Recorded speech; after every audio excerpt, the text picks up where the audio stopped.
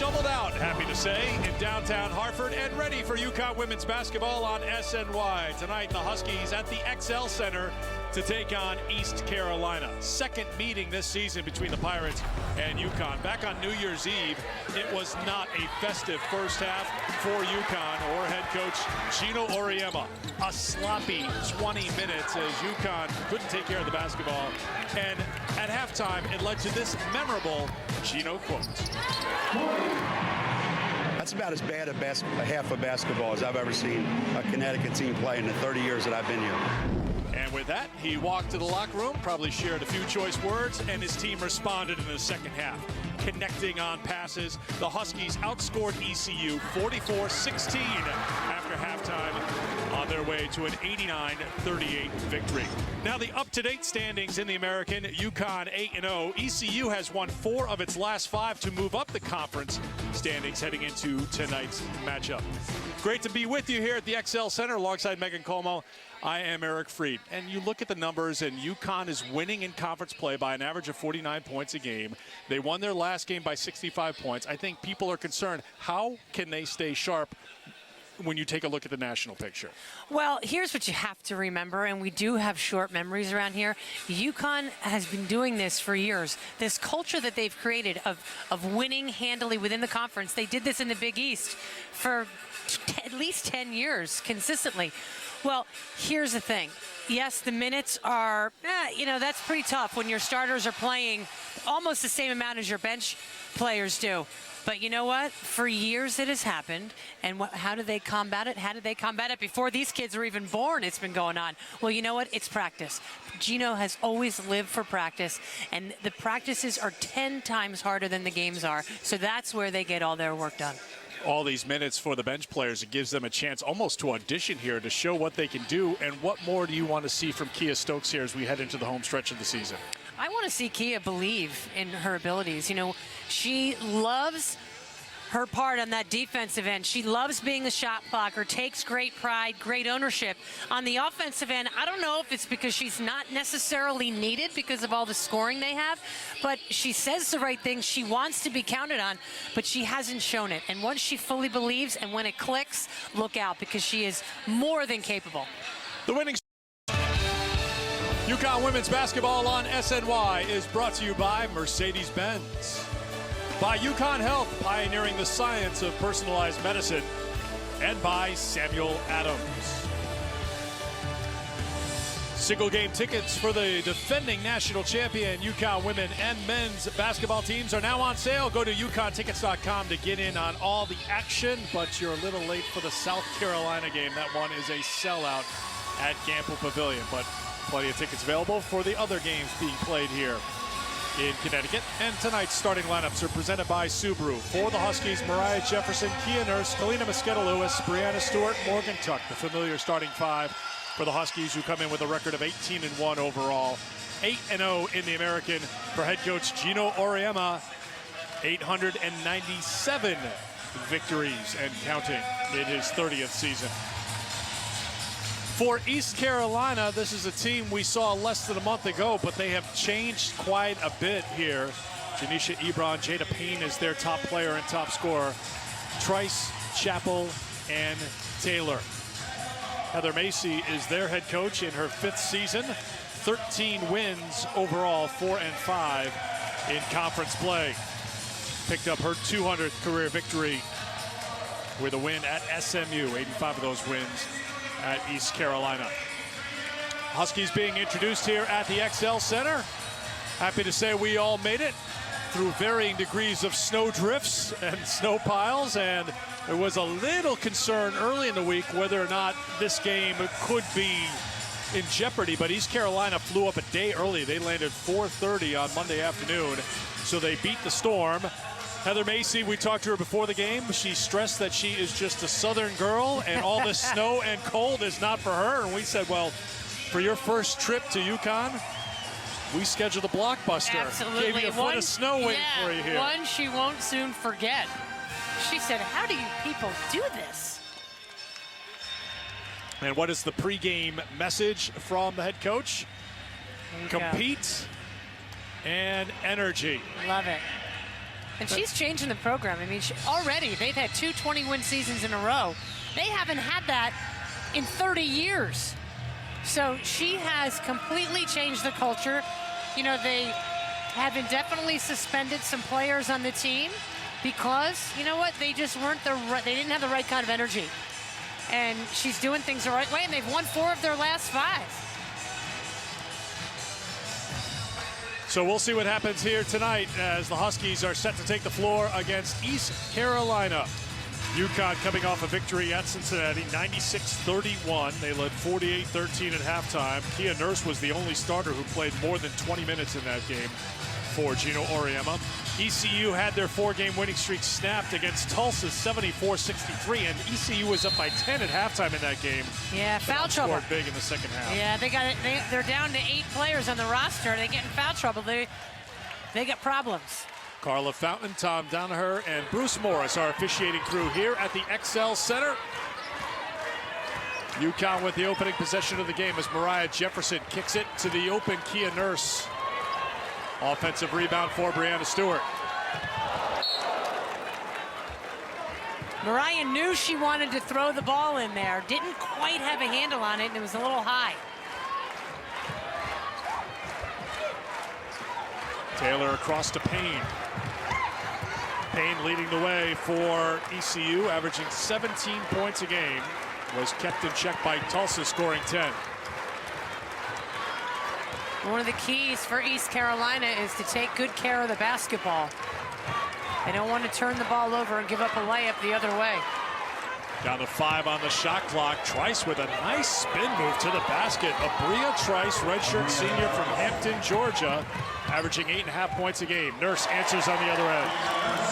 UConn's so good taking the ball out of the hoop from a bucket and just ramming it down your throat. And Nurse forces the turnover as it was last touched by Janisa Ebron.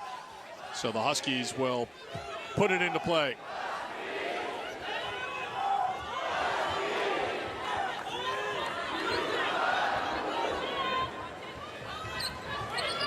Stewart for Tuck.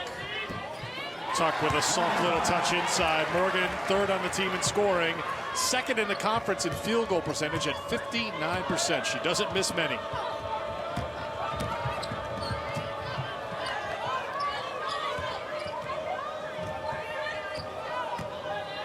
As Meg mentioned, it is a limited rotation for the Pirates. They will play 8, so they are not going to get into a track meet.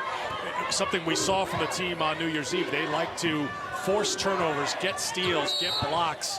Really played full 94 feet. They really can't do that, and they're going to want to slow things down offensively. Watch with Morgan Tuck inside on the other end of the floor. Not a great pass, but she is so good about catching the ball, terrific hands, but also outstanding feet and getting the shot she wants in traffic.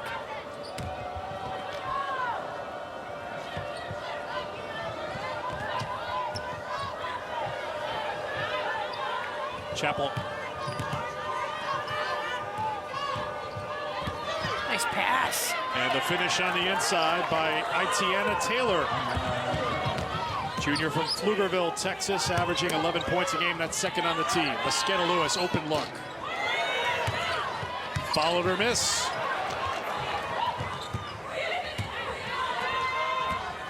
Tuck on the drive was fouled. Tell you, ECU, a completely different team than the one we saw on New Year's Eve. Perfect pass, threading the needle. Just such better composure, Eric, wouldn't you say, from that last meeting we saw? Early returns, I'd say I agree. When you talk about that last game in that second half where UConn, and you heard from Gino at the very top of our telecast, how unhappy he was with that first half. East Carolina has faced UConn once, so they know what they're getting into, and you get a lot of this. Nurse, Tuck, 2 more.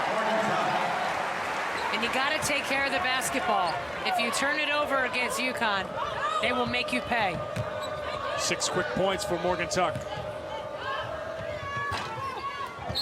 And a foul is going to be called here on Itiana Taylor for the push. Well, the full court press reaping a lot of rewards here early, and I thought Nurse did a nice job of avoiding the foul call and then timed that pass perfectly while ECU just didn't get back in time. That's the second personal foul on Taylor, so she has to go to the bench. Senior Shay Nelson will come in for the Pirates. Stewart. She wasn't so sure it was going to go down, but it fell down for Brianna Stewart, fourth in the conference in scoring at almost 17 a game.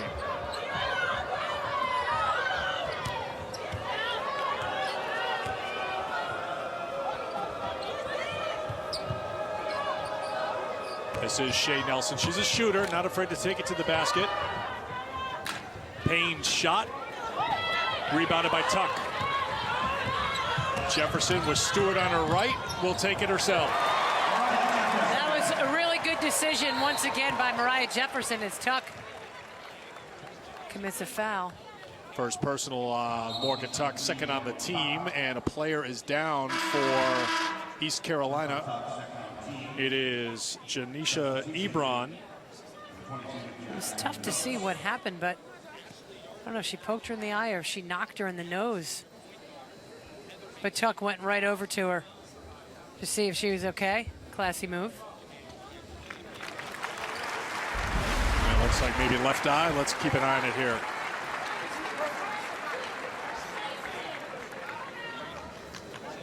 So that's a foul. Clearly a foul. So she'll go to the bench. Try to shake out the cobwebs a little bit. Got her clock cleaned.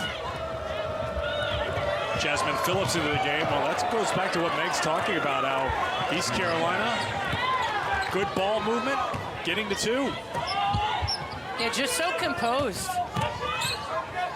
You know, one thing they had said after the first time out in that first meeting is, wow, UConn is not as big as I thought they were. They're not as oppressive as we thought they were. They're just human. That's an important lesson for teams to learn.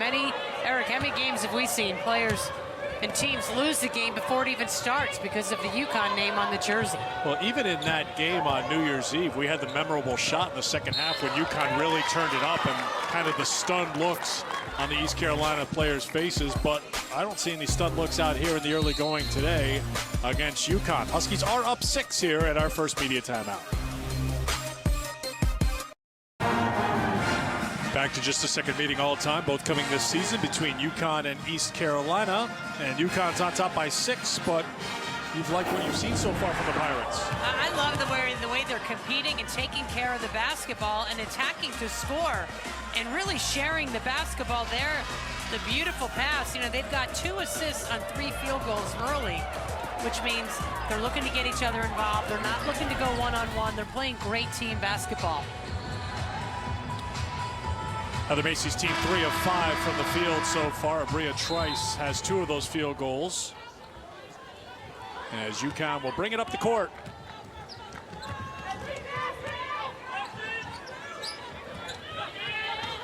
This ECU team giving up on average 57 points a game, good for 3rd in the conference. Count it, and a foul, Brianna Stewart. See, that's something that Brianna Stewart couldn't do last year. Get fouled that hard and still make the shot. Great cut. Look at that. 2 purple jerseys on her. The hard foul on the shooting arm. Watch. She knew she was open. She wanted it. And that's the result of tons of work in the weight room, working out with Amanda Kimball, their strength coach, getting stronger. It's a perfect example. That field goal put Brianna right on 1,600 points in her career. 18th player in UConn history to get to that number. Can't finish off the 3-point play as East Carolina goes to work. And Stewart gets called for the foul. It's funny, it was a late whistle, and Stewie pulled their hands back as if to say, oh, I didn't mean to do that. And that's when the whistle was blown.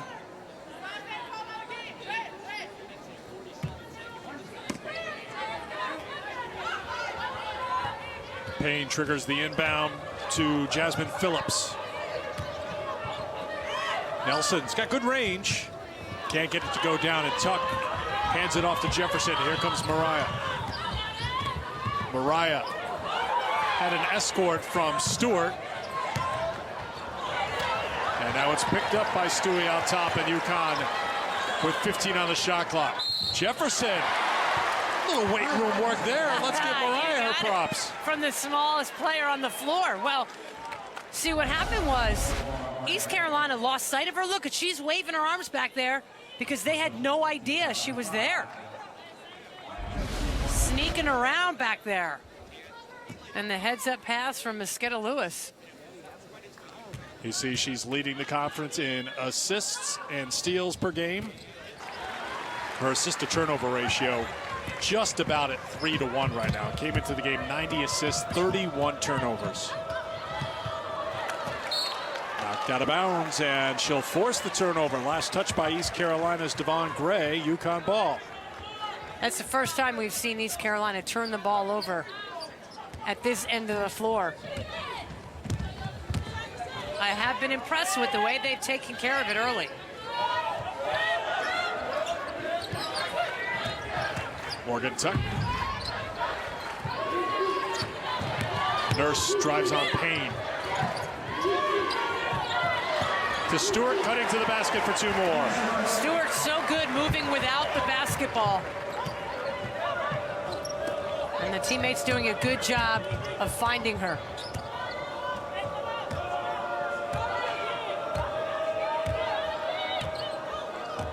Six minutes played here at the XL Center in Hartford. And another turnover taken away by Stewart. ECU is first in the conference in steals. UConn is second. UConn, as they've done so well, they turn turnovers into points as Brianna Stewart knocks down the three-pointer. Well, Stewie at 33% from outside the line this year. And this is what makes her so hard to defend, because if you try to go up on her, look at, she's so good at moving without the basketball, setting screens, trying to get her teammates open. She just never stops moving. And her teammates are doing a nice job early on getting her the basketball. Earlier in the season, she didn't move quite as well or quite as often, but they weren't getting her the ball. Now they seem to be clicking. A 10-0 run for Stewart and the Huskies, as you can take a look at her numbers here this season. I think people look at her and say, well, she could dominate if she wants to. We've kind of maintained all along, it's like, well, she doesn't have to. She's more focused on being a complete player, but some of the comments from Gino Auriemma have been along the line of, well, can she go out and get that 25 to 30 if we really need it in a big game? She has proven through her career, by the way, the bigger the game, the better she's been. Absolutely. As a nice defense there led to another East Carolina turnover. But when you look at her and how we've isolated on her here in the first half, you see she can get whatever she wants at times. That's inside and outside. But it's not easy. It's hard work. She's moving. Yeah. She's working at it. No question about it. Keep working. Yeah. She's looking to set screens, feeding her teammates, picking up assists. What a good pass from Stewart to Tuck. Again, and Tuck is another player who keeps moving. Nelson tries the entry, but it's knocked away by Stewart, taken away by Jefferson. Huskies rolling now.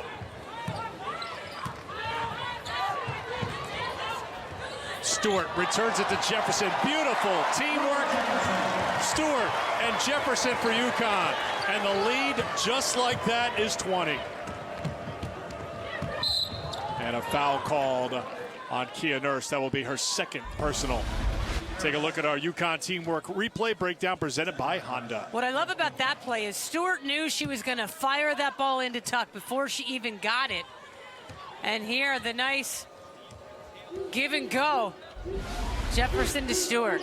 We've seen it so many times. And another turnover. That's 7 turnovers in the last 5.5 minutes for East Carolina.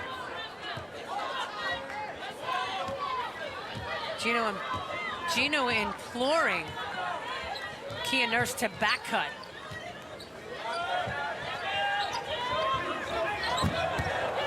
surprised they didn't call an offensive foul on Stewart there. Stewart couldn't get it. It was Nelson who took the contact. Huskies are on a 14-0 run. That Stewart miss was their first in a while. They made 5 straight field goals. Inside of 12 to play first half. Shea's got a good stroke, Shea Nelson.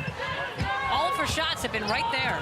Jefferson sees an opening, hits the basket support really hard, and it's not getting up yet.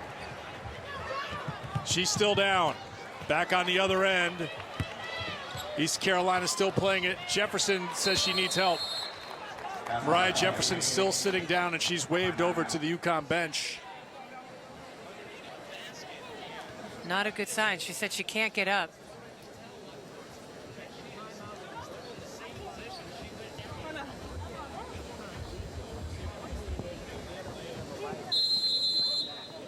You can hear what she's saying. I can't get up. So we'll take a timeout and keep an eye on Mariah Jefferson. Back to the XL in a moment.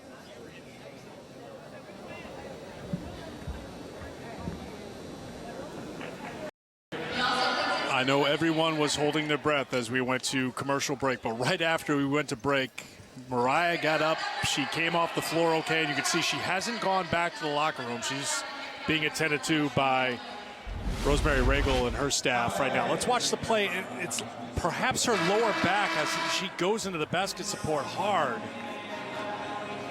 She just was kind of stuck in that position for a little while. You could hear her say, I can't get up, but... And you saw Kalina Mosqueda-Lewis immediately trying to pick her up like a good teammate, and Mariah's like, no, I can't get up. So Rosie went back into the training room. It looked like she got a heating pad. Although they're tending to something. I think her finger was bleeding because they were wiping something off of her shorts. And she's going to take the preferred spot of being near the coaches, meaning I'm ready to get back into the game in a little bit. Mosqueda-Lewis gets fouled on the 2. Kareth Burke was over behind the bench during that timeout. Kareth, what can you tell us? Yeah, guys, it looked like maybe something with Mariah's back, so that heating pad is on her back right now as she tries to loosen up those muscles. I watched Rosemary Regal ask Mariah, can you bend over? Can you touch your toes? Just want to make sure that her back is doing okay. And, Meg, what you noticed on her shorts was blood. Mariah cut her finger deep. It's her left middle finger kind of by the nail. So she's putting a little pressure on it, trying to get that wound to stop bleeding. And that's what I know at the moment. I'll keep an eye on it. All right, thank you very much, Kareth. Well, it seems like everything's going to be okay. I mean, as everyone knows, that's the great fear here for watching this UConn team, where they play so hard all the time that there's going to be a risk. And with your point guard sitting there on the court for 30 seconds, 45 seconds. It seemed like an eternity. It did seem that long, you're right. Trice has picked up her 3rd personal foul, and it's last touched by East Carolina, and UConn will take over. Kia Stokes is into the game for the Huskies. Mariah Jefferson moving to the end of the bench, and So she's going to lay down. yeah. And I hate to say this, we do have an expert on staff on back problems. Yes, we So do. at halftime, Kara Walters could fill you in, I'm sure. Yeah, Glad that Kara's with us in studio tonight. She knows more than she wants to know. Kia Stokes draws a triple team, still gets the pass away. And a foul called again on East Carolina. I like the tough hands there. Stokes got the ball while she had 3 purple jerseys on her. She found a way to get it out to the wing, and then Tuck got the ball and got fouled. I think previously, we talked about Kia off the top of the show as Tuck is shooting a 1-on-1 here. Oh, nice hustle by Stewart. Still after it. But we talked about Stokes off the top of the show, and in the beginning of the season, she would have turned that ball over. She's much tougher, stronger with the ball on the offensive end now, and found a way to get that ball to her teammate. See the top corner there, they're still working, stretching out Mariah Jefferson while the game goes on the floor, trying to loosen up that lower back, it would appear. Yeah, what you don't want to happen now is it to tighten up and spasm.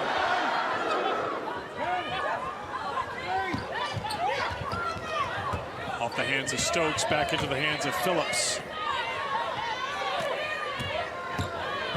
Phillips with Stokes closing in, and the shot clock's going to expire.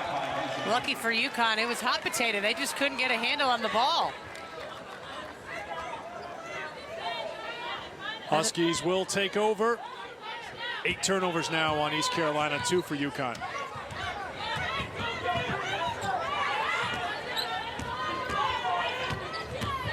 You would think we'll see Kia Nurse run the point here for an extended period of time. There's Tuck on the offensive glass, wasting no time to go back up with it. Double figures now for Morgan Tuck. Perfect 4 for 4 from the field. Nurse, that's what East Carolina does well. They get a hand in there. Jada Payne knocked it out of the hands of Kia Nurse again. ECU, 12 steals a game. That's 9th in the country. I just love how active Morgan Tuck is. So good at finishing with the left hand.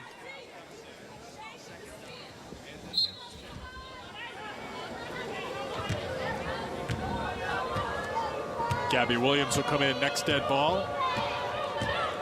Mariah Jefferson's done stretching out. Looks like she still has the heating pad on her lower back as she sits next to Associate Head Coach Chris Daly. Kia Nurse takes it away, 2-on-1. Nurse has her shot blocked. Great response by Tatiana Chappell, who goes down hard.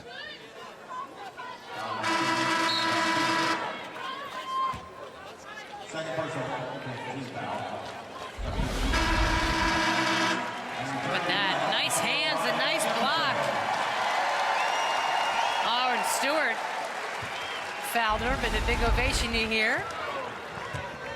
It's for Jefferson coming back in. Well, she went to the court and the basket support hard and followed that up with a trip to the bench. 11:25 to go in the first half, and look at the clock now.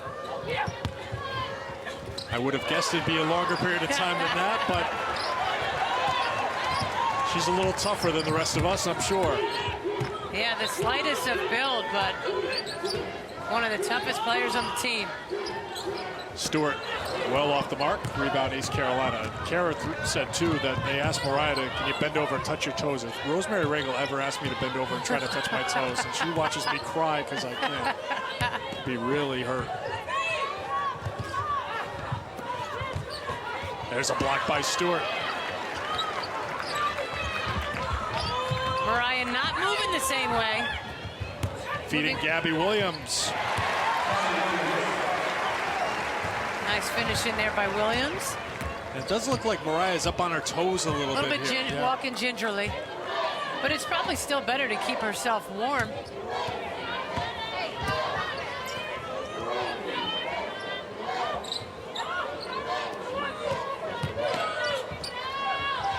Stokes with a block.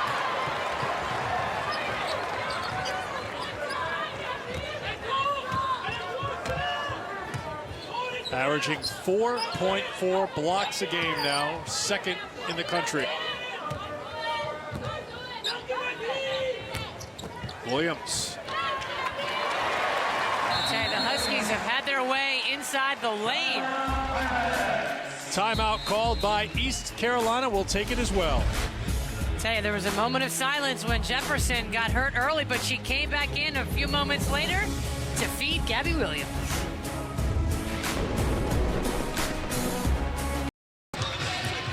UConn on top 35-8 first half. Let's check back in with Kareth Burke, whose report is brought to you by Town Fair Tire. Kareth. Hi, Eric. You know, UConn's reserves have been playing more minutes than the starters lately. I asked Gino, what's it like when you're having your starters sit after accumulating about 20 minutes or so? And he told me, well, it's not going to be that way in March. They're going to end up playing 40 minutes a game if that's what they need to do when it comes to tournament time. Gino says he's satisfied with the minutes the starters are getting in practice. Let's put it that way. So as far as the reserves and whether they're making the most of their time on the court, Gino said, at times. His bench is still inconsistent, and everyone but Kia Stokes is young, so they're not certain what their role is yet. Gino told me the bench is probably not going to determine whether UConn makes the Final Four, so what he wants from each bench player is growth. They need to measure their games for improvement. So, for example, if a bench player is talking to her mom, the player can be proud about what she accomplished in a win for UConn instead of being a spectator along for the ride in a 30 or 40-point win. So it's about the mom test right now, guys. All right, Garrett, thank you very much. Offensive rebound for East Carolina as Ebron works it around for Devon Gray, and the rebound for Kia Stokes. Well, the last two games, the reserves have played more minutes than the starting five, and it's clear once you get to tournament time or South Carolina February 9th, starting five's all going to be in the 30s when it comes to minutes. So you got to manage these games like we talked about at the top of our show as Jefferson takes it to the basket. One of those nights for Mo. Oh, man. Gabby, that 6'2" high jump ability has gone away. She needs the lead up. That's a soft touch, I'd say, huh? You know, there's probably, if I wasn't so tired of it, a Patriots Deflategate joke there, but I vowed 2 days ago not to say anything more about it. KML trying to find her range. And we'll head back the other way. Yes, nice offensive rebound hustle by Kia Stokes, but she stepped on the end line.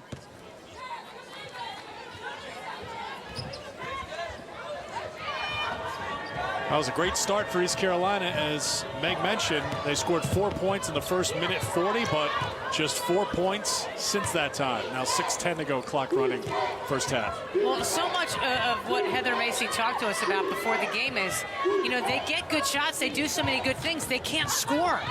So they're getting better, but they're just not putting points on the board. 0 for their last 9 from the field. Gabby Williams.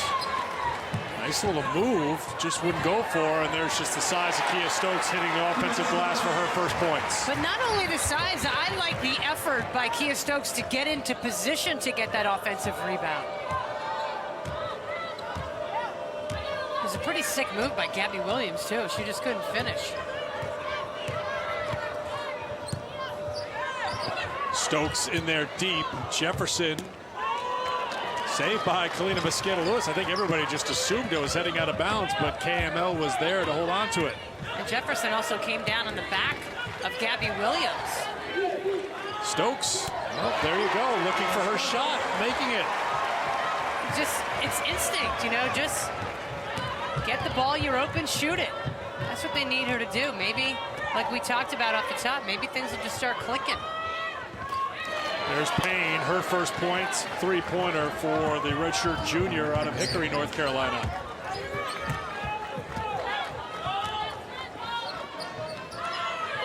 Williams, maybe a half-second late to get it back to Mariah Jefferson. Shot's not there from Mosqueda-Lewis right now. 0 for 2 from outside the three-point line. But I like the pass from Jefferson from underneath the hoop. She knew she wanted to get it to the best three-point shooter in UConn history. She didn't knock it down, but she found KML.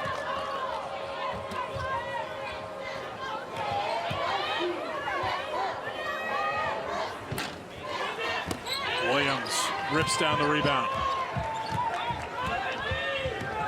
See a little bit of a grimace from Mariah as she brings the ball up. Look at her, there's nothing to her. If I hit my low back there, there's a lot more padding I got. There's Williams. Has her shot blocked. Taylor takes it for East Carolina. 3:45 to go first half. Sanaya Chong will check in next dead ball.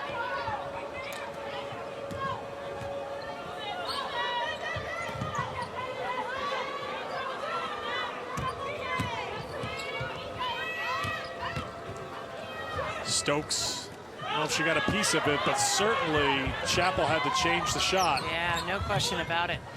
That's just her presence there. KML will try again. That's what a shooter does. Well, and God bless Gabby Williams. She was posting up and she was open, but you got to know when your senior sharpshooter is open, she's going to take it. I think they're going to call a backcourt violation here. Yes, indeed. It'll be UConn basketball when we come back to the XL Center. And Kia Stokes, Mike Como wanted to see some more offense from the senior. We've seen it here in the first half.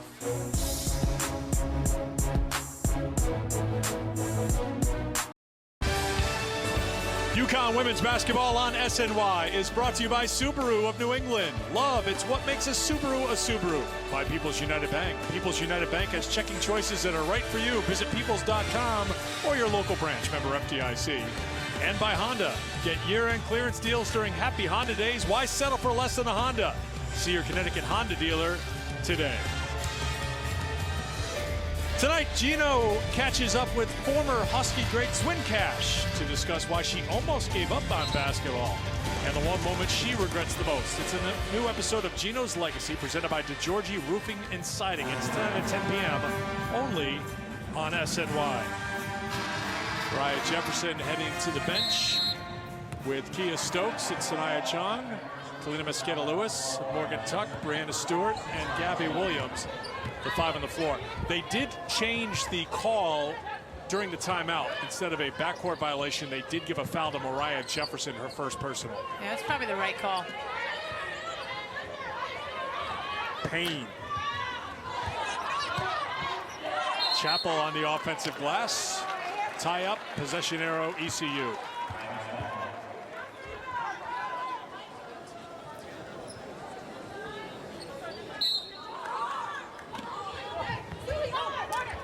They find Payne open in the corner. That's usually lights out. Jada Payne, 44% from outside the three-point line this season.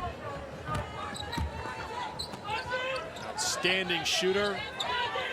Preseason second team all-conference selection. In her second year with ECU after transferring from LaSalle. That's Morgan Tuck. It won't go. Last touch by ECU. The Pirate bench looking for a foul to be called on UConn. That Pirate bench could get fired up. Remember our game down in Greenville. One of Heather Macy's assistants got a technical foul. Yeah, the associate head coach got a foul, a tech. Well, and it was one of those where he wanted it, and they wanted to do something to fire up the team. He's up again. Yeah, Stewart fouled before the shot.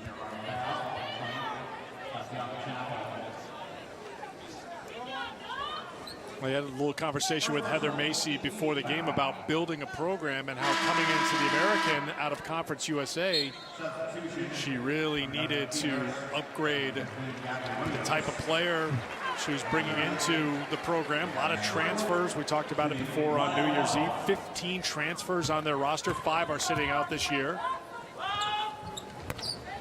Stewart makes the front end of the one-on-one.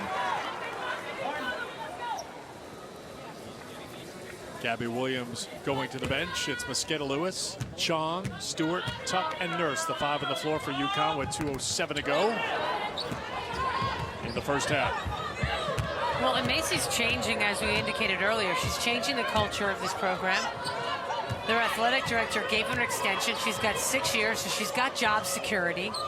You know, they chartered up here. They never charter. So, you know, they're starting to do things like big-time programs do. Shea Nelson gets her first points. Macy is signed through 2020.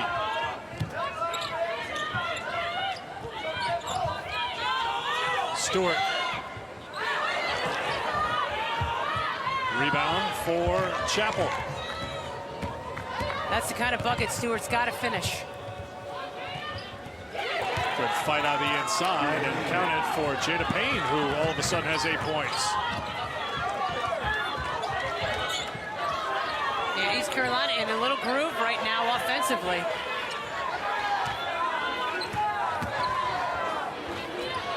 Driving the lane and scoring. 4 points now for Kia Nurse. ECU has struggled keeping UConn in front of them in the half court. UConn able to penetrate to the basket with near ease here this first half. ECU had gone on a little 7-1 scoring burst against UConn. We're in the final minute of the first half, and there's Stewart with a steal. Fed perfectly to Nurse. Sanaya Chong finishes it off. Great hustle by Chong. Nice unselfish pass from Nurse. 8 different scores for UConn.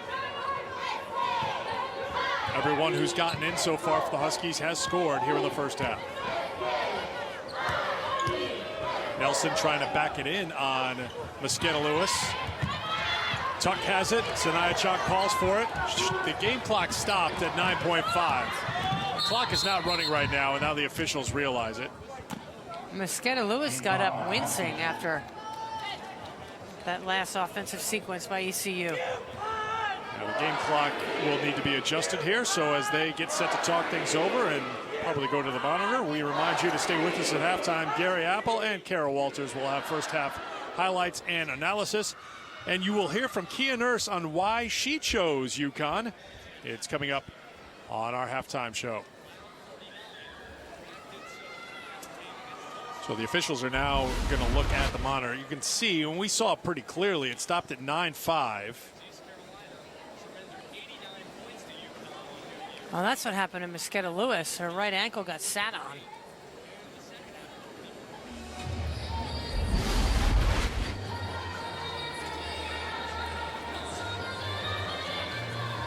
Now the officials are probably going to have to get the stopwatch out here and get a real-time replay. They have a ballpark guess as to how much time UConn will have. It'll be UConn ball in the front court, inbounding in front of the ECU bench, with Huskies on top, 47-18. With a win here today, it will be the 12th time in school history that UConn has won at least 19 of their first 20 games. 5th time they'll be 19-1, topped only by the 7 times they started out a perfect 20-0 on the season. And as we talked about, you don't want to look too far ahead, but Gino Auriemma on track for career win number 900, February 3rd. Next game here at the XL Center. We'll have it for you right here on SNY. When he gets to 900, he'll be the 6th all-time. They've put 5 seconds up on the clock here and another 3/10. So 5.3 for UConn. And I love, CD looking like that left. They see that pointer finger on her left hand as she was talking to the official. You never want to be on the receiving end of that wagging finger. Trust me. But, I love what, Gino in there. This is a perfect opportunity. Yeah, it's 47-18, whatever. But you know what? Run a play in 5 seconds. See if they can actually run. See, look at that. And trying to listen to hear what the officials are saying. They stopped play with 1.7 to go. I think she just inadvertently blew the whistle. Inadvertent whistle? Yeah. Okay. Inadvertent whistle with 1.7 to go. So UConn they had the ball, so they just get to throw it in. And they'll throw it to Tuck, who can't get it to go, and that is the end of the first half. Well, safe to say, Kareth Burke, I don't think this will be the same walk-off interview as you experienced down in East Carolina on New Year's Eve, but interested to hear what the head coach has to say with his team on top. 47-18 at halftime, and here is Kareth and Gino. Well, Gino, the crowd gasped when Mariah was slumped against the bucket there. You got her back into the game quickly, though. Can you take us inside that decision-making? Apparently, it wasn't anything. She just felt some kind of cramp, in her back, and so she came over and said, "Coach, I'm good to go," and she wants to play, so I let her play. All right, the first time these two teams played each other, you described it as the worst half of basketball you've seen in 30 years. How did your team come out today? Slightly better. It's not easy playing against these guys because it gets to be a little bit crazy, and I thought all in all, though, we did a pretty good job on the offensive end, and you hold a team to 18 points in the first half. That's pretty good. Thank you very much, Gino. The defense on point today. Gino noted the score, but it is 47-18 here. Gino also saying doesn't look like it's going to be anything serious for Mariah Jefferson, which is a relief to hear for this UConn team. We're going to get more into the first half when we have the halftime report coming up next.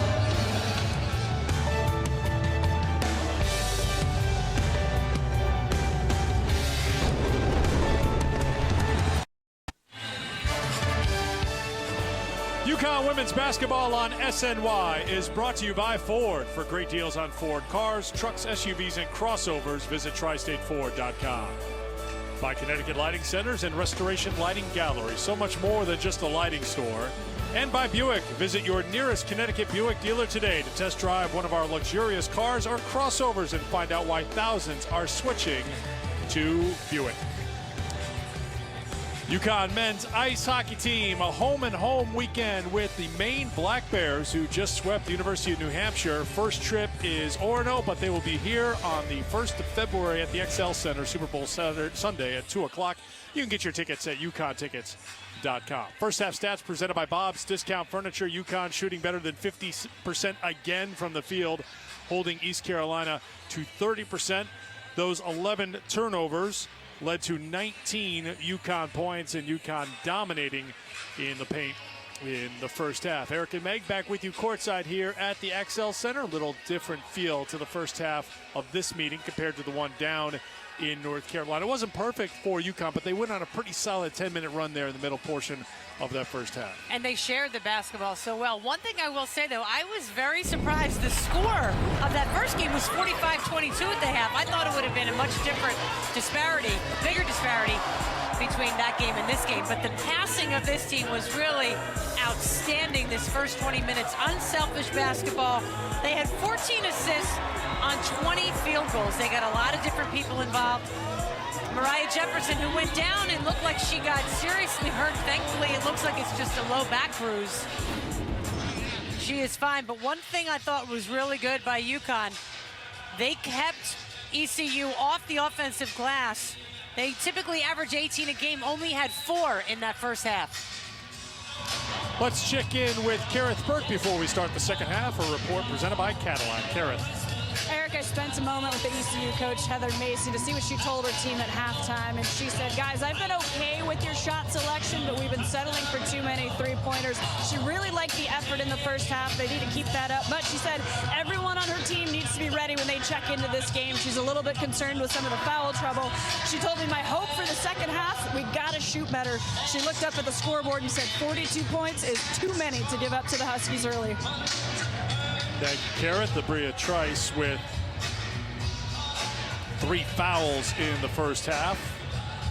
And Itiana Taylor with 2 for UConn. Brianna Stewart and Kia Nurse each with 2 personal fouls. Leading the way offensively for UConn, Morgan Tuck with 10, Brianna Stewart with 10. Tuck also had 5 rebounds and 4 assists in the first half. 3 steals for Mariah Jefferson to go along with 9 points and 3 assists.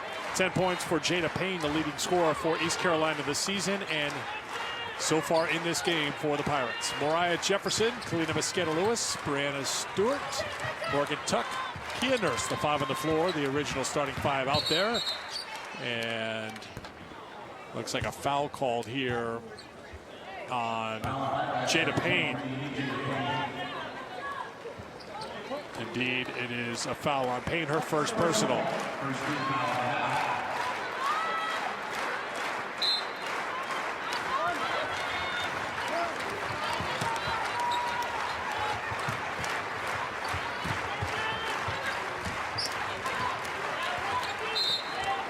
Kicked out of play by Ebron.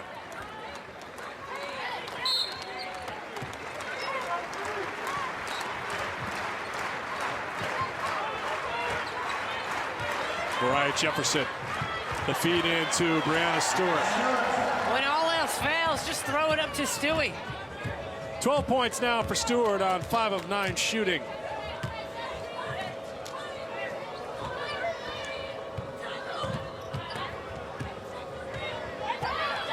Oh, great job by Kia Nurse to get to the spot quickly and take the charge. She said, whoa. Now, there's a price to pay for that if you're going to get there and truly surprise the offensive player, and she took the full brunt of it. That was tremendous anticipation and what toughness. Jefferson, speaking of toughness, 11 points now for Mariah. You'd never know. Mariah had fallen down. This place got eerily quiet as she laid on the ground for almost 30 seconds. after running into that basket support, but thankfully for Mariah Jefferson and the Huskies, she's okay. Trice had the hot hand in the first half, but battled foul trouble. Can't hit here. Rebound for Stewart. Here's Mariah. Morgan Tuck. Tough catch. Tough to find some room inside. Last touch by East Carolina. Let's watch Mariah at work. Well, again, such good decisions. She sees the defense that knows when to pass, when to take it. Elena Mosqueda-Lewis tried to lead it out to Kia Nurse, but turned the ball over. You know, the worst is when you do it right in front of your bench, because then you just see his disgusted body language. That's when you just got to turn and go back the other way and not even look at him.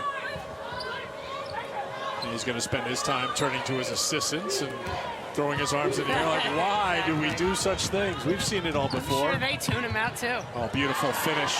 The feed from Stewart, the basket by Tuck. You know, we've talked a lot lately about what a good passer Kalina Mosqueda-Lewis is, but man, Brianna Stewart is also an outstanding passer. Nice little lob inside to Brianna Stewart, and a timeout called by East Carolina. UConn has come out storming here. It's an 8-0 run to start the second half.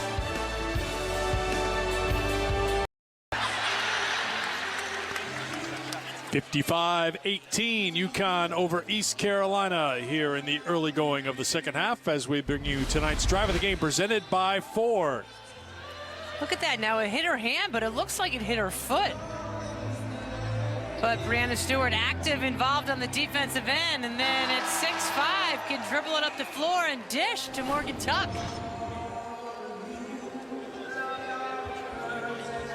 Stewart with 14 points to lead the Huskies. Tuck has 12, Jefferson with 11. East Carolina basketball out of the Pirates timeout.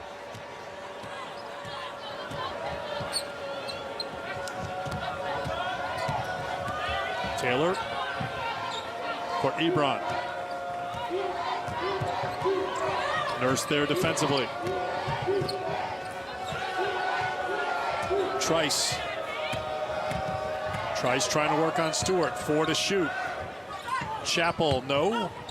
And Mariah Jefferson tried to save it, but it will be East Carolina basketball.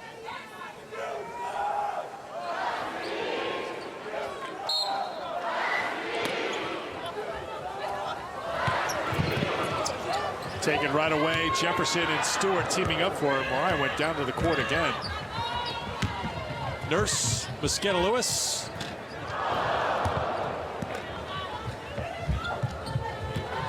Chappell feeds it over to Ebron, and here come the Pirates, looking for their first points of the second half.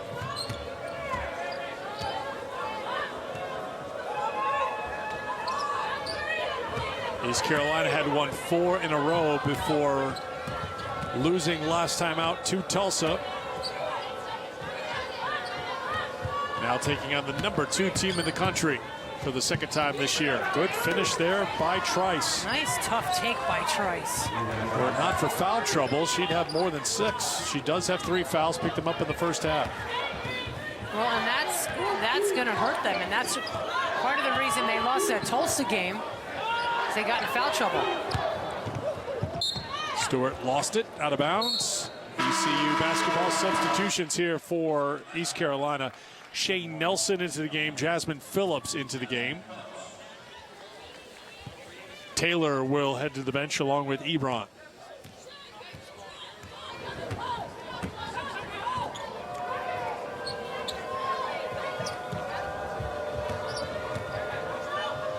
Pirates up from Greenville, North Carolina. They do not get blizzards or northeasters in Greenville, lost out of bounds. In fact, Heather Macy told us before the game, I said, did you go out and at least enjoy the snow a little bit? Nope. Hotel, bus, gym, bus, hotel. That's about it. Timeout on the floor, second half. Tonight after postgame on an all-new episode of the Gino Auriemma Show, Gino gives us a tour of all the improvements on campus, plus hear the unique story behind Brianna Stewart's recruitment on the Gino Auriemma Show tonight after postgame, only on SNY. You would think that I would not have a lot in common with this young lady, but this is how we both get ready for games here at the XL Center. Absolutely. Maybe not this long. Well, I'm usually longer than that. That's how I just got to make sure my hair is just right to go on camera with you. Kind of. You know, there was a time though where my hair was that long, and it's not that long. Oh, yeah, sorry. you're gonna work on your. That's how you do it. You don't even know how to turn your camera on to point back at you. You're reading your text.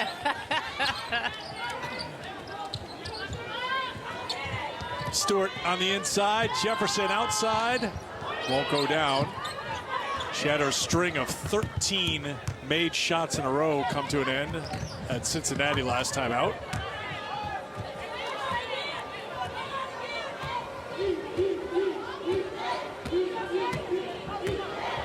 Phillips trying to drive on Mosqueda Lewis.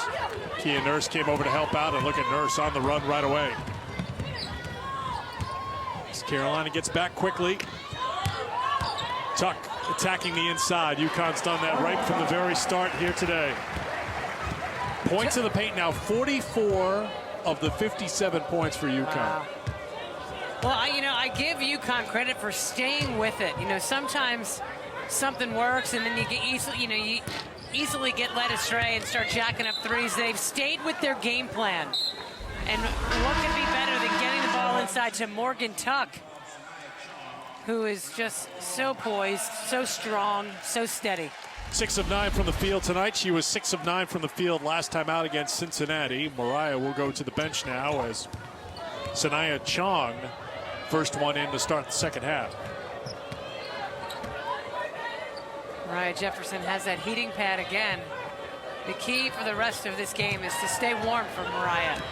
3-on-1 back the other way. Tuck finishes the break beautifully and will go to the line to try to finish a three-point play. And classically, as Stewart comes to pick her up, she goes, nice pass. Everything's got to be understated, right? I mean, what a finish. Little English on that one. She knew she was getting fouled. Well, it's one thing with Morgan, too. We know all about her injury problems. Last game last year came against Houston. She had knee surgery January 30th of last year, so whether she knows it or not, she's coming up on an anniversary there. But I think we've seen her play that physical style to get into the paint, take a tumble like you just saw as Nelson puts up a three. Chong with the rebound. Great box by Chong. And you don't see really any hesitation from Tuck. No. I mean, I think she'll let this one-year anniversary come and go without even acknowledging it. It's long in the rear-view mirror. Mosqueda Lewis at the free throw line, knocks it down. 6 points for KML. Coming off her near flawless shooting day against Cincinnati, 7 of 8 shooting in that game, just 16 minutes. Starters didn't play a ton in that game.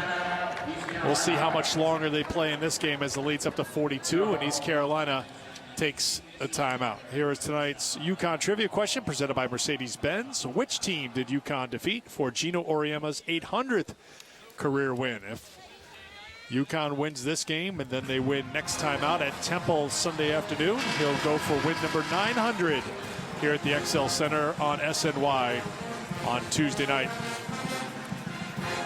Against one of his former players and assistant coach, Jamel Elliott, and the Cincinnati Bearcats. Did you have a thought before I got to the trivia question? You had that look that, oh no, did you already forget it? I already did, yeah. That's what happens. It was really good, too. Here's a thought. It's a 7-0 run for UConn over the last 90 seconds. They've made their last 3 shots. And there's a kickball called They'll on call that Stewart. one. Yep. Well, you know what I was going to say, actually. Kalina Mosqueda-Lewis, I am continually amazed at how many uncontested shots she gets off.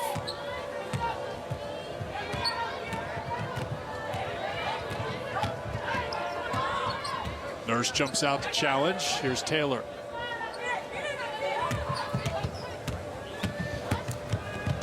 Ebron's drive. Stokes into the game, has the rebound. Ripped away by Kia Nurse.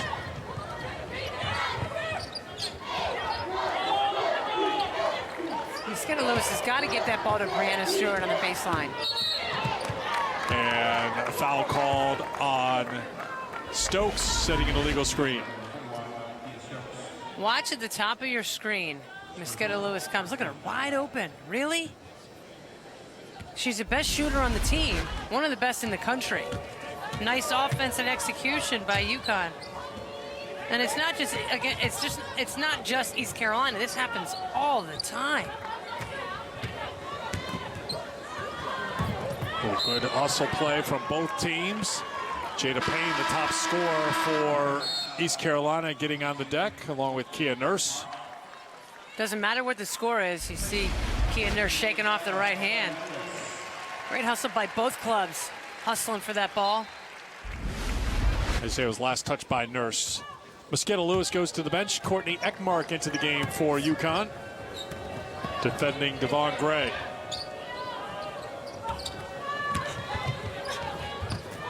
Stokes challenging another shot, and a foul is going to be called on UConn.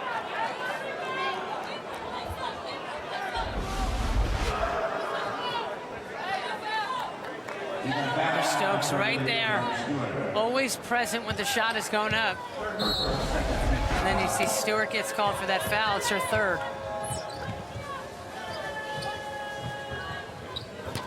Payne knocks it down from the corner. 13 points for Jada Payne. And a turnover by UConn. That was a forced pass, a near steal by Stewart. But that's one thing that they have struggled with, when to get the ball inside to the post player. And I thought the previous possession, when Brianna Stewart was on the baseline, they should have got her the ball then. Been a little choppy here, 8 minutes into the second half. UConn with 3 bench players out there now. Kia Stokes there defensively, forces the turnover. Here's Sanaya Chong. Pass deflected off of Nurse. That will get us to our 12-minute timeout. While we're away on break, I expect Meg to work on her selfie game. That's good. If you were only looking at a photo of yourself at that moment. Why would I want to? You got up big in the second half. We've talked a lot about the players and chemistry on the court. How about with the coaching staff? Here's Marissa Mosley. We hate each other. No, I think that we have a really great rapport. All of us have different skill sets, and yet they're all complementary of each other, and so it works really well together. We're probably, the 3 assistants, all very type A, and so that works well because you don't ever feel like someone's not carrying their weight. We're all kind of like, we know what we have to do. We're, intrinsically motivated, but we're able to work together and kind of play off of each other. I like the kind of type A. How about very type A, Marissa? Well, Marissa is one of the greatest people ever, and I'm just a big fan. And she's also one of the few assistant coaches who have come from outside of the program and has made such an unbelievable mark on this program, and has been a huge asset to Gino and his staff. I called some of her games when she played for Boston University. Good fight on the inside. She could play. Oh, yeah. She was a great player. Well, she came, I think what happened is she started working camp here. And years ago when they had a camp, and they got to know her, and they say, we got to get this girl on our staff. How do they divide the responsibilities game to game, week to week? Somebody has the scout, but also between Shea Ralph and Marissa Mosley, they split up the players that way too. Yeah, Shea works more with the guards. Yep, Marissa's the post players, and you can see Gino listens to them. They have a lot to say. They're very, they're all opinionated because they're all prepared. And they care so much. He gets all the credit, but they do a heck of a lot of work. Rebound by Morgan Tuck. But don't get me wrong, they got a pretty good life. I mean, it's grueling and demanding, but this is a pretty good place to work.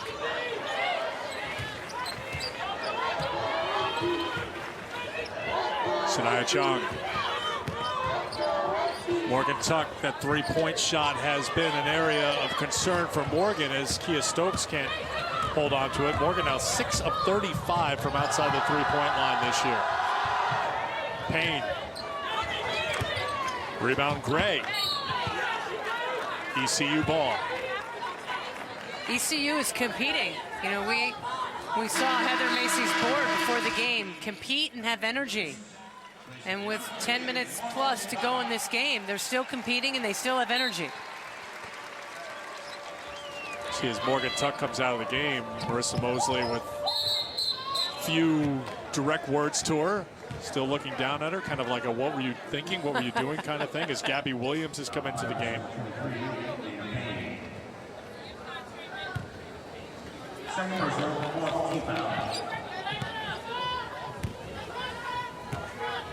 Sanaya Chong will bring it up out there with Gabby Williams, Kia Nurse, Kia Stokes, and Courtney Ekmark.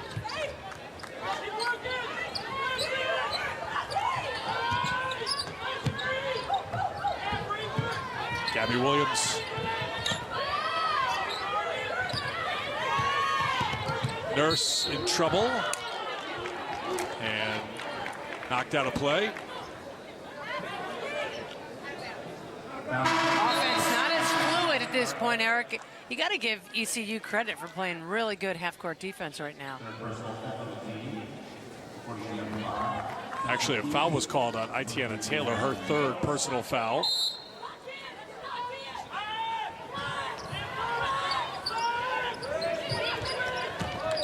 Ekmark. Nurse gets it to the basket. Great finish in the foul. What a finish. Kia Stokes had a pretty good screen for her to get that ball, and then look at that. She saw the opening. She's so good at getting through the gap and then getting fouled and finishing. And finishing the three-point play. Not many freshmen have the strength to complete that play. 7 points, 3 assists now for Kia Nurse. 10 minutes to go.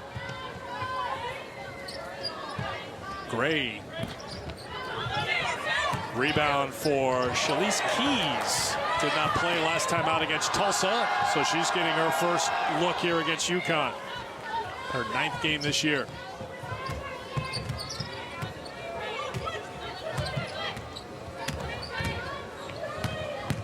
Trice spinning. Tough to find something against Kia Stokes. Stokes will clean it up. Getting hacked at. She'll just dribble out of there. Numbers the other way now for UConn. Sanaya Chong's three-pointer. Cleaned up by Gabby Williams. Not the prettiest play of the game.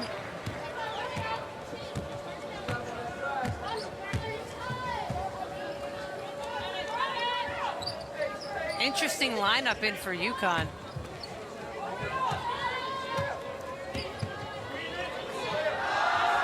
It's funny that you look at Kia Nurse and she seems like one of the veterans out there, yet she's a freshman.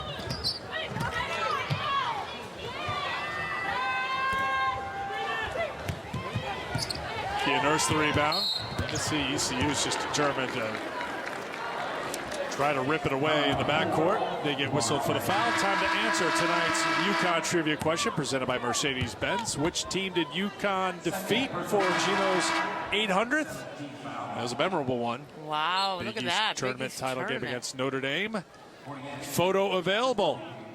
Look at that. Kia Stokes in the back. Is that Heather Buxton? It sure is. Yeah, Jackie Fernandez. Is that Kylie McLaren? Steph Dolson? Wow.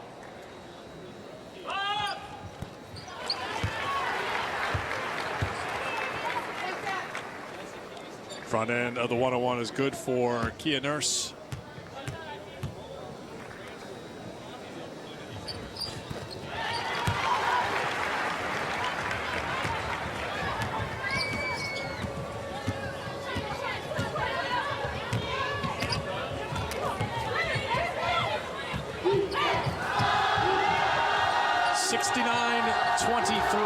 Huskies. And a foul's going to get called on Courtney Ekmark. Yeah, a little too much pressure on the ball. Then it's too easy to go around her. She was caught trying to recover.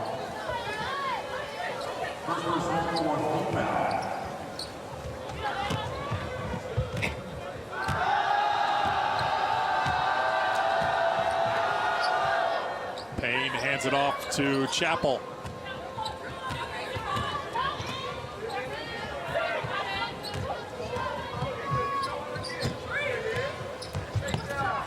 ECU shooting 22%. He'll go up a tick. Yeah, Taylor with a pretty finish. 4 points now for her. Nurse has it stripped out top by Ebron, who runs the floor and finishes. First points for Janisha Ebron. Great long outlet pass from Ebron from the floor.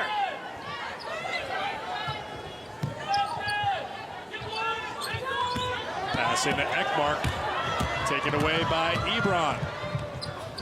Kia Nurse, after the turnover, got back defensively. It would serve UConn to slow it down a bit right now. Instead, Kia Nurse finds another gear to the basket. You know, East Carolina wants to go fast. UConn should slow it down and run offense, but it's kind of hard to argue that when they score. Kia Nurse says, I appreciate your opinion and your comment. But I didn't ask you.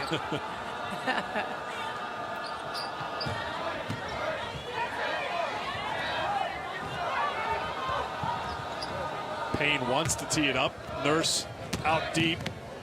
And there's Stokes to spike it down. Gabby Williams rips it away, but a foul is called by our officials on ECU. That will get us to a timeout. It comes with 6:51 to go. Back inside the XL Center in downtown Hartford, UConn in control. How have they gotten to this point? Here's one reason as we take a look at Como's court vision. You know, defensively, there's a reason they lead the country in block shots, but you have someone like Kia Stokes who's not even, look, she leaves her man to follow the ball, always knows where the ball is, and then swat. That's good team defense.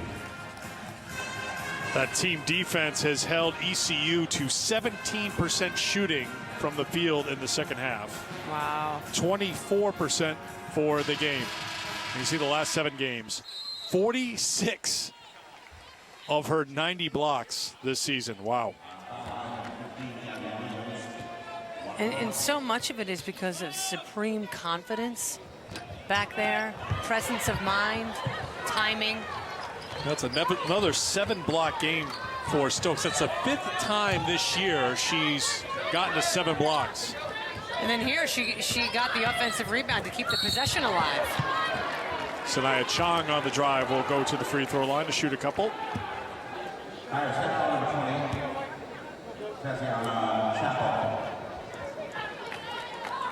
Second personal, 19 foul.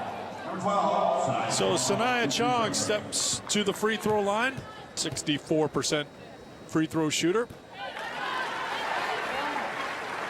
On Tuesday, the Huskies are back here in Hartford. They'll host the Bearcats at the XL Center again. If UConn wins here tonight and then they win at Temple Sunday, Gino Auriemma will be going for career victory number 900. UConn in Cincinnati, presented by Dunkin' Donuts. Coverage begins Tuesday at 6:30 only on SNY.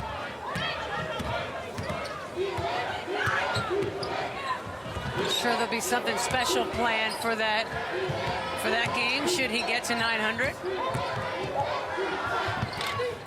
Stokes couldn't get that one. Gabby Williams gets the rebound off to Sanaya Chong.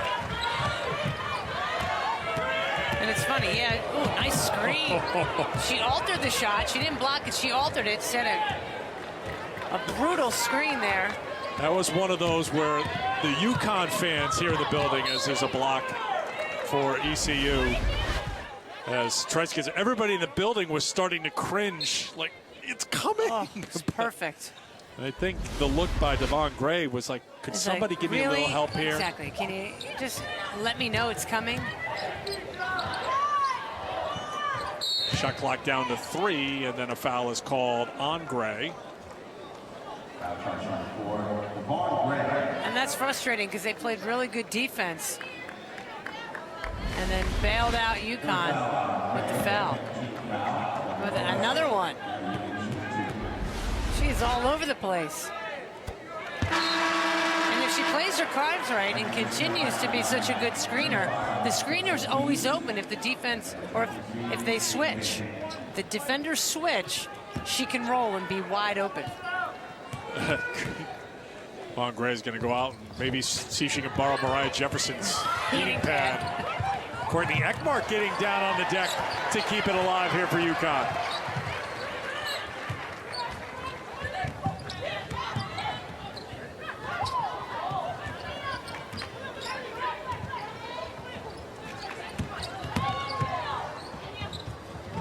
Ekmark has it back, 10 to shoot for UConn. Ekmark tried to dish it off to Gabby Williams, batted out by ECU, and here is Trice to the basket.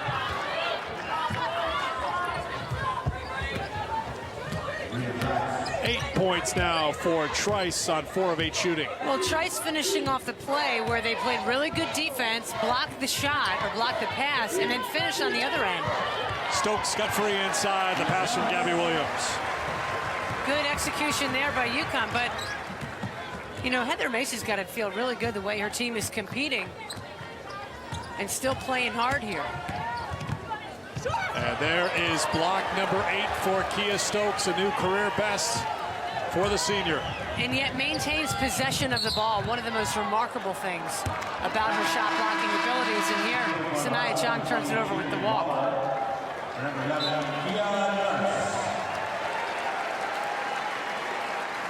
Kia Nurse looks like she's done for the night. She heads to the bench as Tierney Lawler is into the game.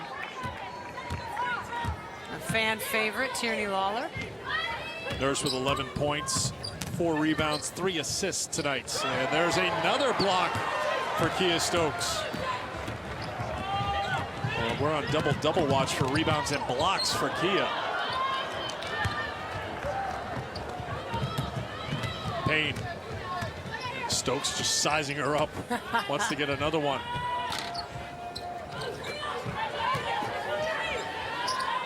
ECU will reset. 4 minutes to go here at the XL Center. UConn on its way to their 18th straight win and their 9th in 9 tries in conference play. Payne. Well, Stokes was there. I don't think she's going to get credit for a block. He didn't catch any iron, though. Kia's looking tired right now. Oh, she's been setting screens, absorbing contact on the screens, blocking shots, grabbing rebounds.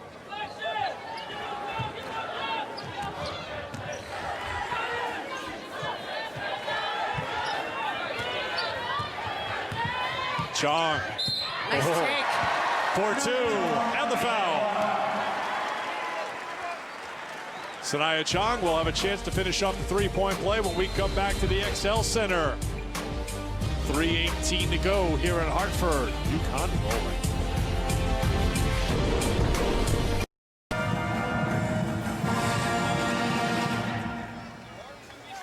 Gary Apple alongside Carol Walters. I think we're on, yes, we are on television. Pretty impressive so far by Kia Stokes. Yeah, and I think she can be a game changer on both ends of the floor, and we'll talk more about that coming up. All right, People's United Bank postgame show is coming up in just a little bit. You're going to get out your cell phone, do some checking. Selfies. Yeah, selfies. Yes, yeah, sure am. We'll see you then.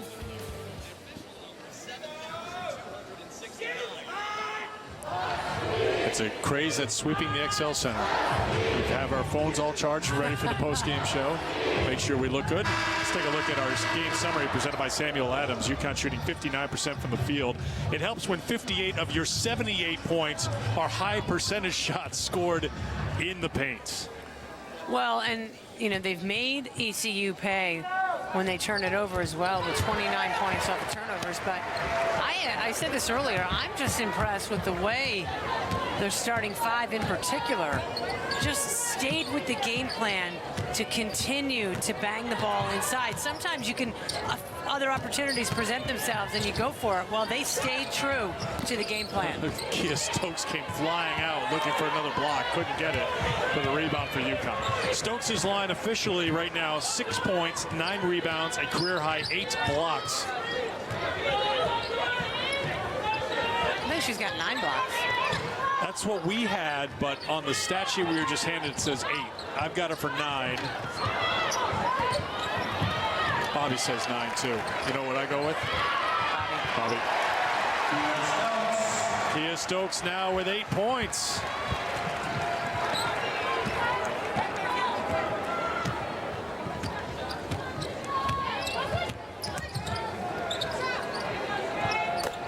Nelson rips the 3. First points of the second half for Shane Nelson.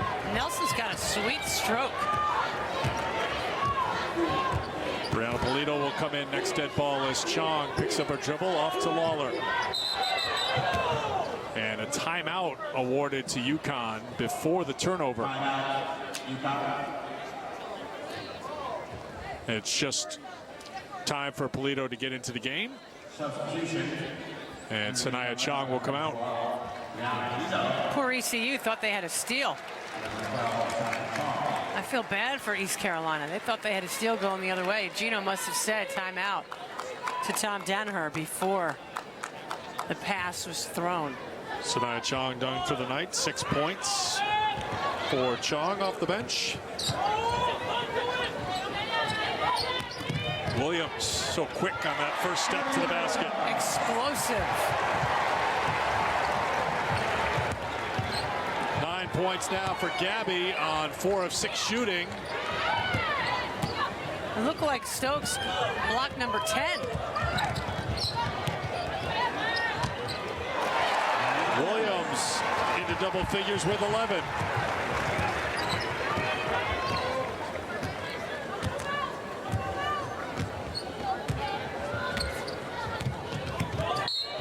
And lost out of bounds.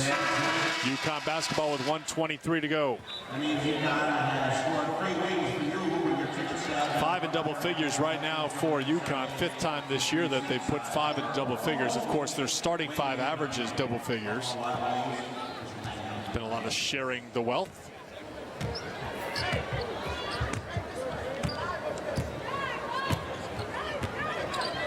I'd like to see UConn get Stokes a bucket here.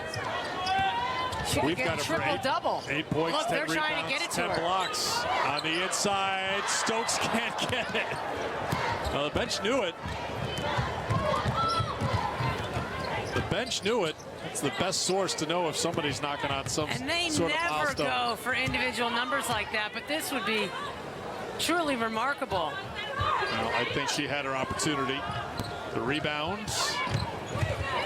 Pulled down by Gabby Williams.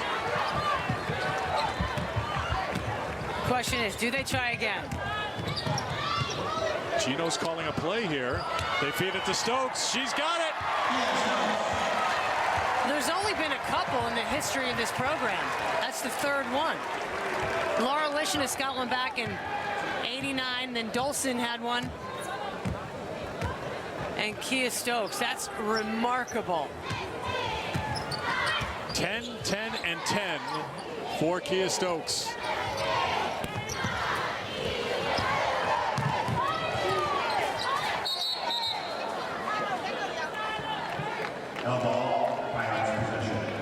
Tie up, possession arrow, ECU with 9 seconds to go.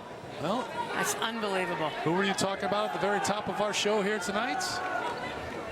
Kia Stokes, what an amazing effort here tonight. Those 10 points match a season high for her. The blocks a new career high. And a foul is called on Ekmark with 6 seconds to go.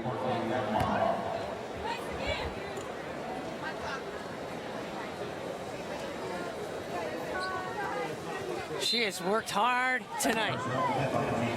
Team foul number 5 on UConn. So no free throw here. Payne fighting inside. Stokes trying to get one more block. She'll at least get one more rebound, and that will do it. 10, 11, and 10 for Kia Stokes, who is greeted with smiles by her teammates. They know. She now knows, if she didn't before. There's that familiar smile for Kia Stokes as UConn wins it here over East Carolina. 87-32, the final score here tonight at the XL Center.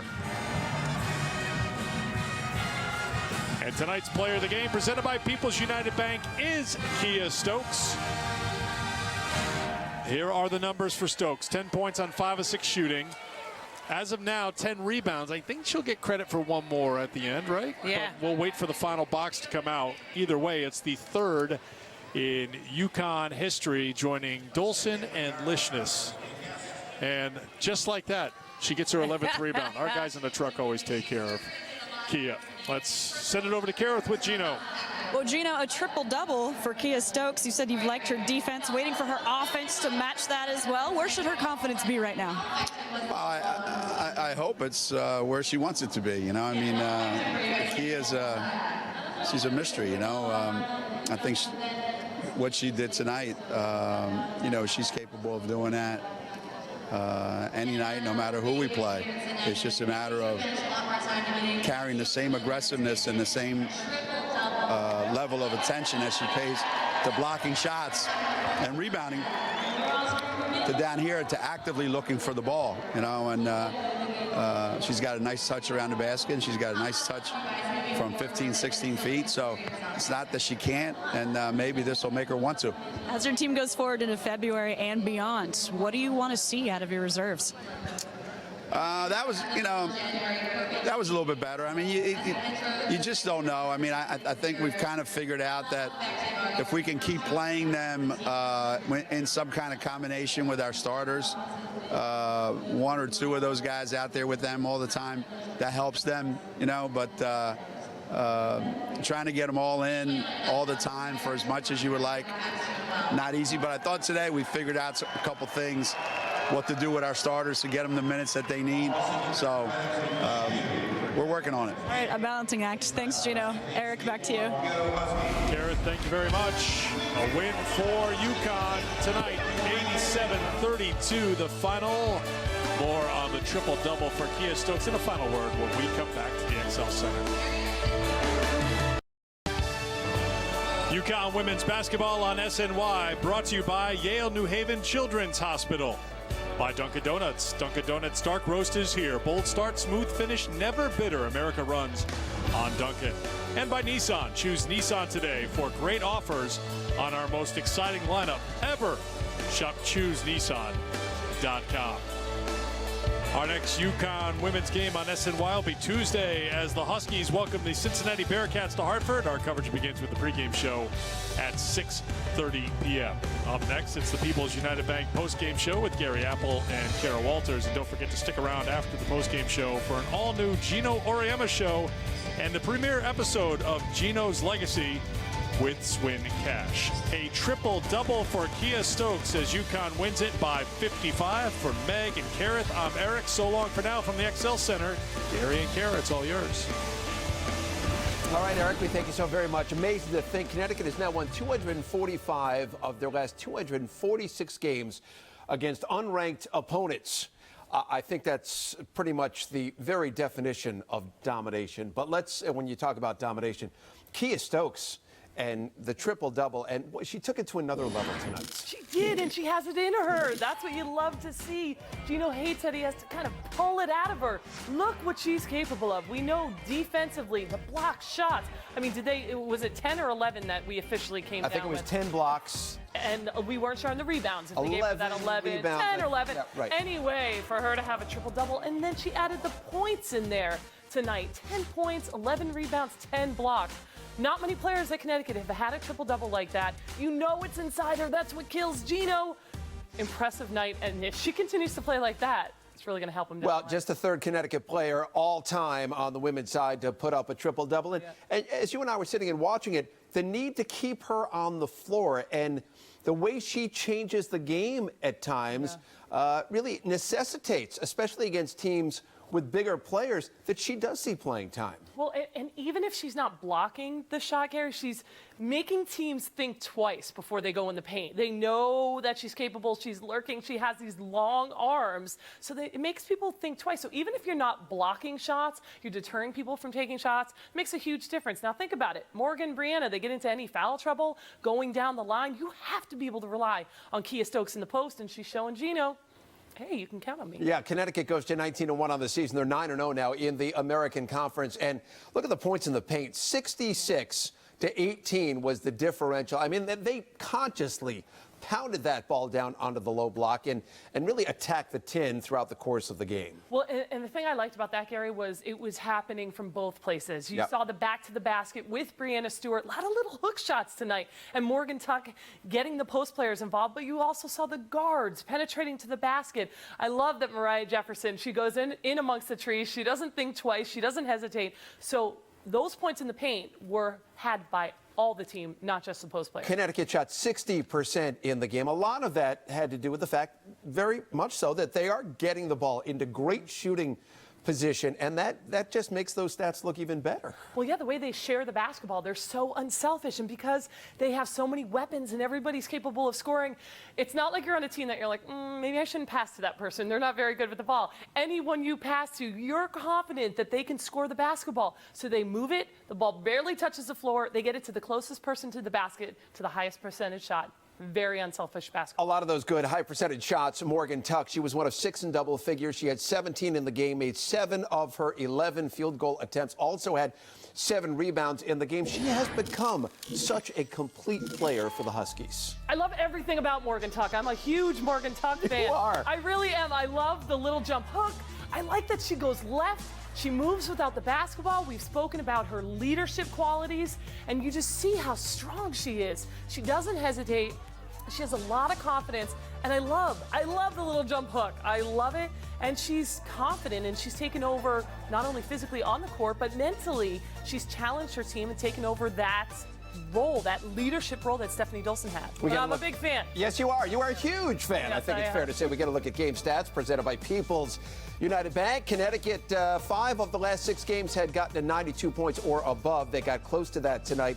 And again, they held East Carolina to just 23% shooting. So rock solid shooting on the UConn side. Terrific defense as well by the Huskies. Let's go back to the XL Center right now. Welcome back in, Eric and Meg. And guys, a little bit of a scare there when Mariah Jefferson hit the deck very hard. She hit that basket stanchion and stayed down, couldn't get up, and you thought to yourself, okay, here's the engine of this team, and you're watching her down. But the way she came back, wanted to get back in the game, and then productive when she did get back in, I would imagine makes everybody on the UConn side breathe a heck of a lot easier.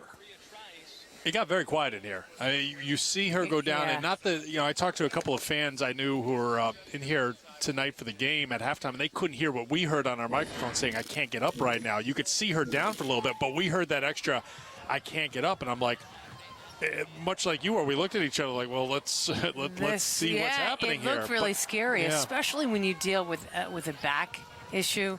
And for her to say, I can't get up, and she laid there for about 30 seconds. And, Mosquito Lewis tried to come pick her up, and she just said, no, I'm going to stay here. That was a little scary, but as we know, she's incredibly tough. And it makes you think in a broader sense, Gary, like you're talking about, well, there's the engine, but you look at the starting 5, and you can't imagine what this team would be if you took out one of those pieces of the starting 5. They fit so well together. So it gave you a little pause, but she's Texas tough. She was up and ready to go pretty quickly. Now, we saw Brianna Stewart have another huge game. You know what I like, Meg? Back to the basket, these little jump hooks. She's added that dimension to her game, not just shooting from the outside. Do you think that's her confidence? Do you think that she's getting a lot of help from Tuck, so it enables her to do that? What are your thoughts? I think so. I think that's a good point that there's another scoring option in there. But what I loved about this game tonight, Kara, is they had a game plan of getting the ball into the post, and they stuck with it. I mean, they dominated, scoring 66 points in the paint. And Kara, I don't know, you and I haven't talked about this a ton this year, but sometimes the guards, their timing in getting the ball into the post players has been a little bit off. Like Brianna Stewart will come and post up and be open, and then they'll start reversing the ball, and it's been frustrating to watch. And I think that they've tightened that up a little bit. And when she's open, they're getting her the ball, and they certainly did tonight. Eric, I don't mean to leave you out of these questions. I apologize. I'm so used to just, hey, Meg. So, same questions to you as well. Just for Kara, just for the record, and just so everybody knows, I know you are not insulting me or ignoring me. I know we have a good friendship, and I'm good. I know there's sometimes that, I feel like I should just get out of the shot so you and Meg, but could talk things over. But I'm here. I'm listening. I'm engaged. I'm ready. I believe there was an old skit on Saturday Night, Coffee Talk. Coffee Talk. We're going to talk about amongst ourselves. Don't talk. Talk amongst yourselves about Brianna Stewart. I'll be right here. Eric, we love having you on the post. Meg, you as well. We'll see you guys next time around. Thank you, guys. Take care, Kara. Good luck. All right, so Connecticut does get the very big and very simple 87-32 win. Boy, they shared the ball very well. 24 assists on 36 buckets.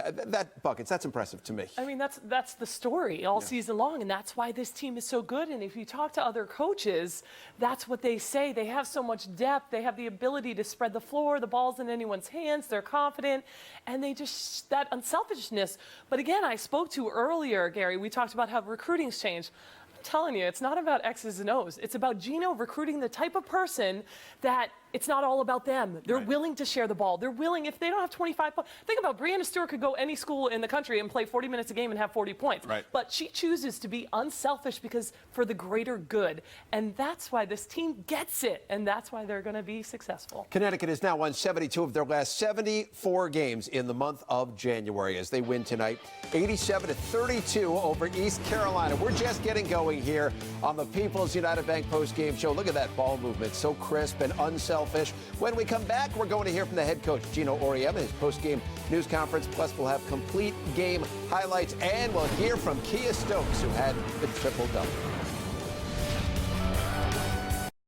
Scary Apple back alongside Kara Walters. Out-of-town scores in the American, presented by Town Fair Tire. Memphis knocking off Cincinnati 56-44. They're in the second half. SMU and Tulsa are tied at 38. Let's get a look at complete game highlights of the game we saw here on SNY tonight. UConn and East Carolina. Huskies in search of their 18th consecutive victory. Early on, Kia Nurse going to pick up the loose ball and find Morgan Tuck inside. That's their defense leading to their offense and making that extra pass. Huskies with the early 4-point lead, then Mariah Jefferson, the hesitation. Oh, that killer crossover. I love it. She goes in amongst two bigs, doesn't hesitate. Brianna Stewart with the steal right here, and then the Huskies once again in transition. She's going to get it back, runs the floor, and then is rewarded. You have to reward your big girl. She stops and pops. You have to get out and guard her. UConn up by 16. Jefferson to Stewart to Tuck, and there's great ball movements. We'll see that now they had to come out and guard her. She shot that three. They dump it down to Morgan. Jefferson give and go with Stewart right here as she gets it back and lays it in. UConn opening the lead to 20. Scary moment right here as Jefferson scores and then goes crashing into the buckets. At least she scored, right? Yes. But you know what? When she was down, I can't get up. I mean, it was scary for a moment. It was there. a scary moment, but she's tough, and she told Gino she wanted to go back in. Yep, got stretched out on the sidelines and then did get back into the game later in the half. Kia Stokes working inside. Boy, she had a big game. One of her 11 rebounds. She keeps the ball up high when she puts it back in. UConn up by 29. Then second half, it's Jefferson back in the game and right to the tin, putting UConn up by 33. Huskies force yet another turnover, and out on the break they go again. Again, Brianna Stewart, you're big, leading the break, gives it to her other big. Morgan Tuck finishes. UConn up by 40 at that point. Kia Nurse then going to put it on the deck and finish strong, and she gets fouled. She would complete the three-point play later in the half. Kia Stokes, who had the triple-double with her 10th block of the game. ECU just struggling scoring and struggling keeping people in front of them. Under a minute to go, there's Kia Stokes, and that is the triple-double. She had 8 points, and that made it 10 and gave her the third career triple-double in Connecticut history. What about the significance of that? Well, normally I'd say as a player you don't care, but clearly the bench noticed because you saw them jump up and down. But I think this was big for Kia. Kia is somebody who's had a roller coaster ride in her career, and this season, because Gino knows what she's capable of. He yells at her a lot. She is in Chateau de Bow Wow often. And, you know, Gino used to say to me when I went to his office, like, you yell at me all the time. What? Why? Stop. And he'd say, the day I stop yelling at you, you should worry. And he has not stopped yelling at Kia Stokes because he believes she's capable of games like this.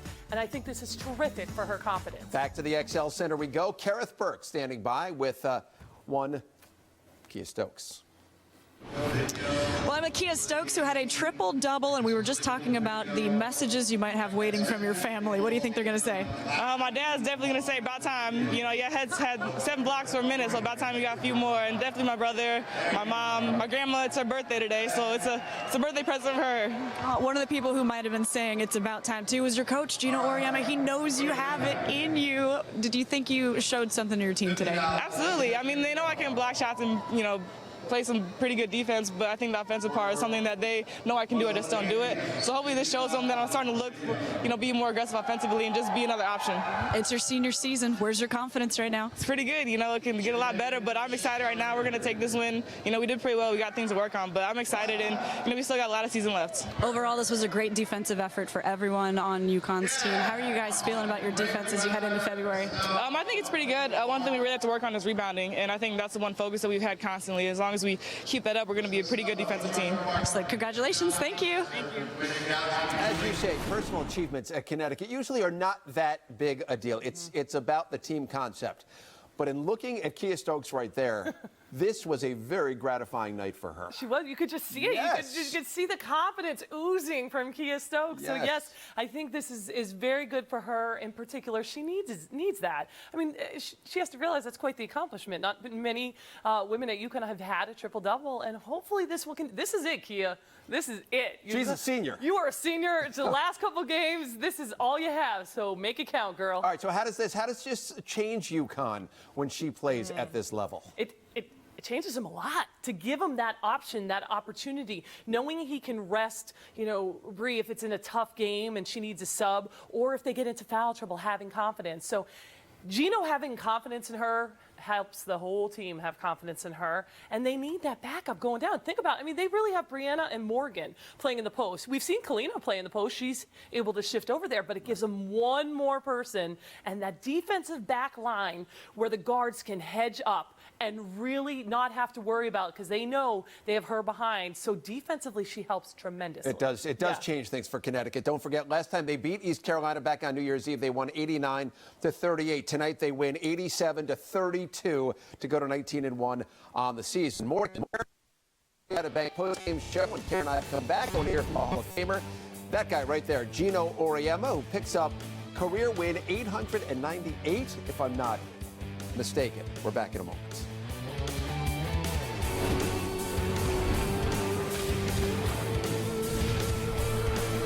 In the American Conference presented by Buick, and there's UConn on top at 9-0, followed by South Florida and then Tulane, both with 7 wins. But it's all UConn, quite frankly, at the top of the American and the end of the American Conference. Let's hear then coach Gino Auriemma on his post-game news conference.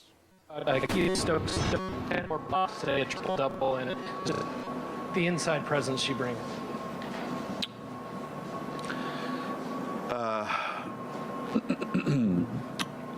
You know, Kia's just, she's in a defensive mindset right now that I think very few players can get to that comfort level where they know that they can take chances and they can impact any shot that they want to impact.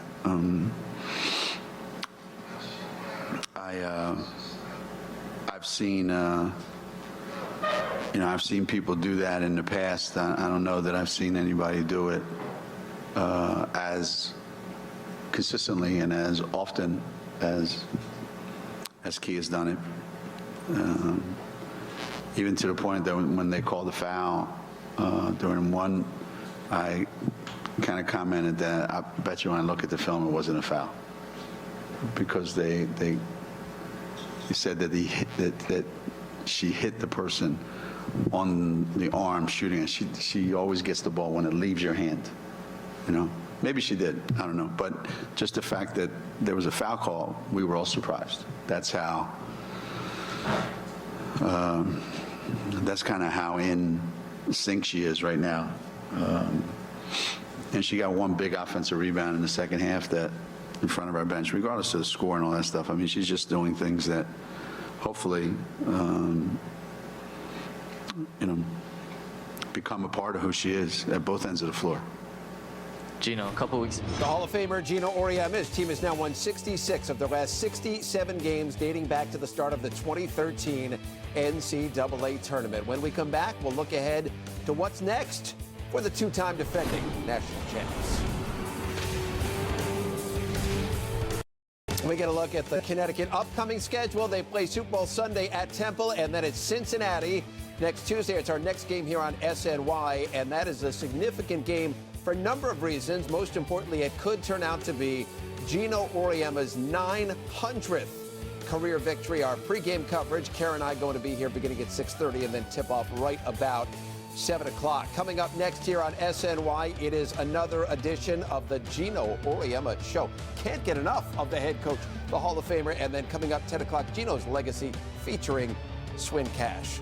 Once again, Connecticut gets the win 87-32 over East Carolina. We'll see you back here next week. For Carol Walters, I'm Gary Apple. We say so long from the greatest city in the world. It's New York City.